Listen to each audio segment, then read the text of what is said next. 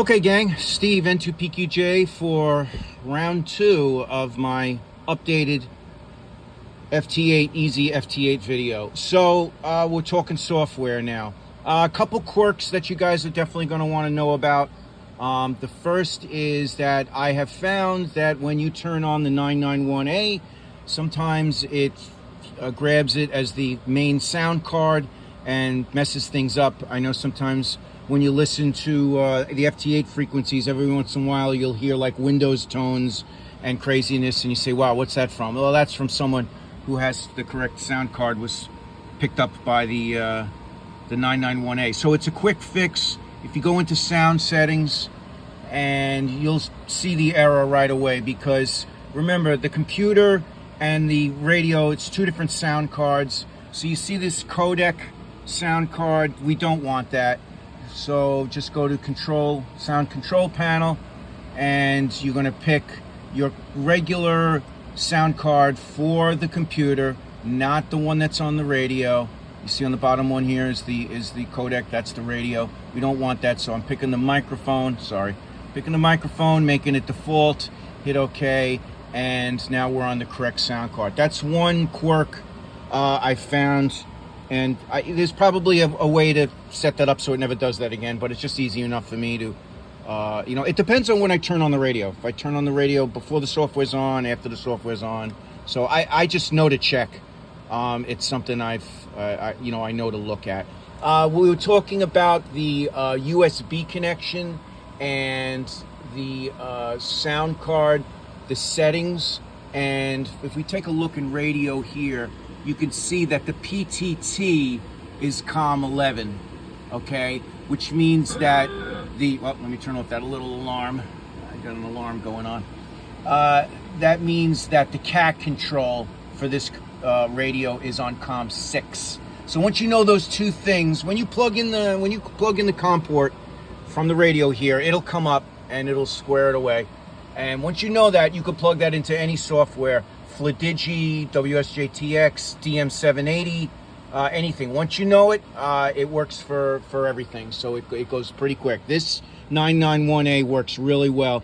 And, I have to admit that once you have the 991A set up and you have it, you're using it for, let's say, HF, it's seamless to go to 440 or 2 meters with software and still do that digital. So that's why I bought this radio, because I didn't want to move from radio to radio, computer to computer. I wanted it all in one shot, and this definitely does it for me.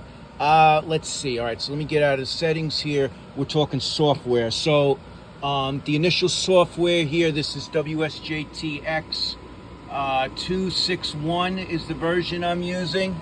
All right, and that'll be this panel here. And that'll also include this waterfall graph here, which shows you what's going on in the band. Other software I'm using, JT Alert, and that is 260.9, and that is what I use in order to find out what I can put in different alerts and things. With that program. Also shows you the activity on the band over here too. I'm also running Ham Radio Deluxe. That is my computer control, my cat control. Ham Radio Deluxe version is 680.372. There is Ham Radio Deluxe here. This is the cat control part of it. And I automatically have it open up with the rotator. And so I can also use this rotator. Now this was a little bit tricky to set up, but in a nutshell, because I am interfacing with this unit, I had to do a virtual COM port for this display to work. So the true COM port works off of this software, which is, I'll give you the name of this software. It's what I use with the,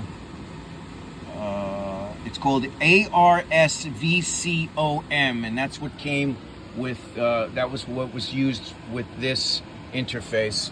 So that gives me a computer version to this, and that COM port is true. But in order for Ham Radio Deluxe to also see the same information, I had to make a virtual COM port and run that. So that's different. And again, I get the same information. You say, well, why are you running two different controls? Because when you're in Ham Radio Deluxe, you can double click a call sign and it will automatically, because it knows where the call sign is, it will automatically turn that antenna exactly to where you want it. And that is that's a lot of fun. So I let that run in the background. Ham Radio Deluxe run in the background. Okay, I'm going to stop here. That's the end of software. We'll move on to the next part about operating tips on number 3. See you in a minute.